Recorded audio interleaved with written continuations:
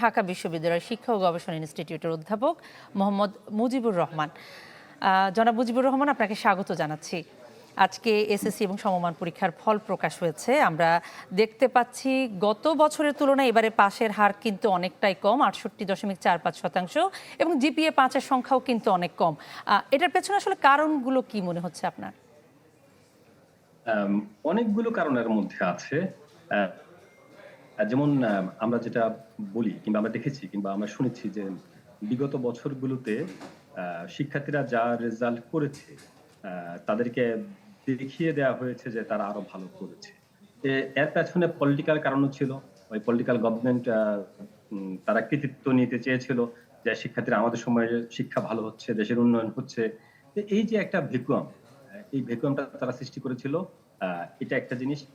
দ্বিতীয় আরেকটা বিষয় হলো খুব গুরুত্বপূর্ণ, যে আপনি দেখুন সময়টা দেখুন, যে সময়টা হচ্ছে যে আমরা যে জুলাই আন্দোলনের জিনিসটা আমরা দেখলাম, প্রত্যক্ষ পেলাম যে এই শিক্ষার্থীরাই কিন্তু অনেকে ইনভলভ ছিল সে জুলাই আন্দোলনে, এবং তাদের মধ্যে কেউ কেউ সরাসরি ছিল, কেউ কেউ পরোক্ষভাবে ইনভলভ ছিল, এবং তারা কিন্তু রক্তাক্ত অবস্থাটা তারা দেখেছে, তারা এক ধরনের ট্রমার মধ্যে ছিল। তো এখন যখন এই পরীক্ষাটা নেওয়া হয়েছিল, এর ইম্প্যাক্ট কিন্তু ওই সময়টাকে, যেমন ঠিকভাবে ক্লাস হয়নি, পড়াশোনায় তারা মনোযোগ দিতে পারেননি, রাজনৈতিক অবস্থা অস্থিতিশীল ছিল, এগুলো কিন্তু আরেকটা কারণ। আর সবচেয়ে গুরুত্বপূর্ণ যে কারণটা, আপনি শিক্ষার্থীদেরকে মূল্যায়ন করবেন, সেই মূল্যায়নের স্কেলটা কি, মেজারমেন্টের স্কেলটা কি। আমরা কিন্তু বরাবরই আমরা মূল্যায়ন করি পুরো দেশের জন্য একইভাবে আমরা মূল্যায়ন। অথচ দেখুন, আমাদের পুরো দেশের কনটেক্সট কিন্তু আলাদা। আমরা কোথাও দেখি কোস্টাল, কোথাও দেখি হিলি এরিয়া, কোথাও কিন্তু স্লাম, কোথাও আবার আরবান এরিয়া। আমরা অর্থনৈতিকভাবেও কিন্তু আমরা দেখি যে বিভিন্ন ক্লাস এবং গ্রুপ আছে। সবার কিন্তু একই ধরনের ফেসিলিটি থাকে না শিক্ষার ক্ষেত্রে। তা আমরা যখন মূল্যায়নটা করতে যাই, তখন আমরা মূল্যায়নটা সবাইকে একই স্কেলে আমরা করতে চাই। সভাপতি অনেকেই বিভিন্ন জায়গায় খারাপ রেজাল্ট করে। এটা একটা। আরেকটা গুরুত্বপূর্ণ জায়গা হলো আমাদের যে শিক্ষা ব্যবস্থার মধ্যে আমরা যে জিনিসটা আনছি না, আমরা কথা বলছি না, যে সেটা হচ্ছে যে কোন সময় আমরা পরীক্ষাটা দিচ্ছি, একটা সুইটেবল টাইম। বিশেষ করে আমাদের পাবলিক এক্সাম গুলোর জন্য সুইটেবল টাইমটা কোনটা, আমরা সেই টাইমটা কিন্তু বিবেচনা করি না। এই জায়গাটা আমাদের কনসিডারেশনে রাখা দরকার। আরেকটা খুব গুরুত্বপূর্ণ বিষয় হলো যে আমরা এই শিক্ষার্থীদেরকে কিভাবে দেখি। আপনি দেখেন যে পরিবার থেকে শুরু করে সমাজে সকল জায়গায় অবস্থাটা এখন এমন হয়ে দাঁড়িয়েছে যে শিক্ষার্থীরা কেবলই শিক্ষার্থী না, তারা যেন পরীক্ষার্থী। তার জন্য রেজাল্ট করা লাগবে, একটা ভালো রেজাল্ট করা লাগবে, একটা প্রেশার, পরিবারের প্রেশার, সমাজের প্রেশার, বিভিন্ন শিক্ষা প্রতিষ্ঠানে ভর্তি হওয়া লাগবে, একটা প্রেস্টিজ ইস্যু, একটা সোশ্যাল, একটা স্কিলের বিষয় শিক্ষাটা। তারা কি শিখলো এর চেয়ে গুরুত্বপূর্ণ হয়ে গেল যে তারা আসলে রেজাল্টটা কেমন। তো অর্থাৎ এই যে পরীক্ষার প্রতি অতিরিক্ত যে মনোযোগ দেয়া এবং এই যে ডাকডোল পিটিয়ে একটা ফরমাল স্ট্রাকচারড ওয়েতে পরীক্ষা নেয়া, এর ফলে শিক্ষার্থীরা কিন্তু তাদের যে স্বাভাবিক যে পারফরমেন্স, সেটা কিন্তু তারা করছে। দেখুন, এই যে কদিন আগে আমরা দেখলাম যে একটা বাচ্চা অল্প সময়ে পরে পরীক্ষা হলে যাওয়ার কারণে সে পরীক্ষা দিতে পারে। এখন কেন আমরা এত স্ট্রাকচার রাখবো, কেন আমরা ফ্লেক্সিবল রাখবো না?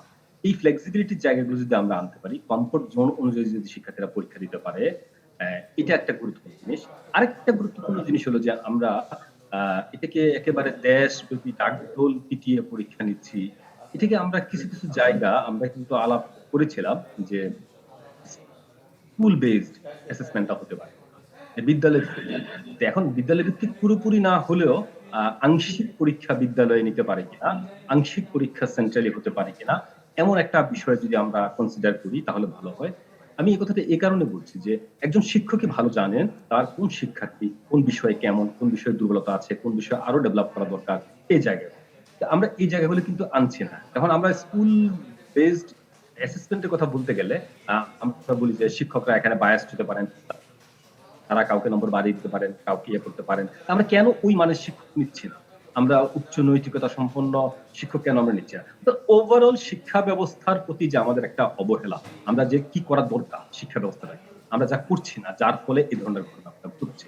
আরেকটা গুরুত্বপূর্ণ জায়গা হলো আমাদের, যে দেখুন এই যে ক্যারিকুলাম নিয়ে কিন্তু যে গত কয়েক বছর আমরা দেখেছি বিভিন্ন ধরনের একেকবার একেকটা মূল্যায়ন পদ্ধতি কি হবে, তারপরে হলো যে কোন ব্যাচকে কিভাবে করবে, পরীক্ষা হবে নাকি অটো পাস হবে, এই সব কিছু মিলিয়ে আমাদের শিক্ষা ব্যবস্থার মধ্যে আসলে সমন্বয়হীনতা দিচ্ছে।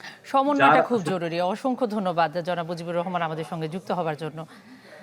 দর্শক, আমাদের সঙ্গে এতক্ষণ যুক্ত ছিলেন ঢাকা বিশ্ববিদ্যালয়ের শিক্ষা ও গবেষণা ইনস্টিটিউটের অধ্যাপক মোহাম্মদ মুজিবুর রহমান।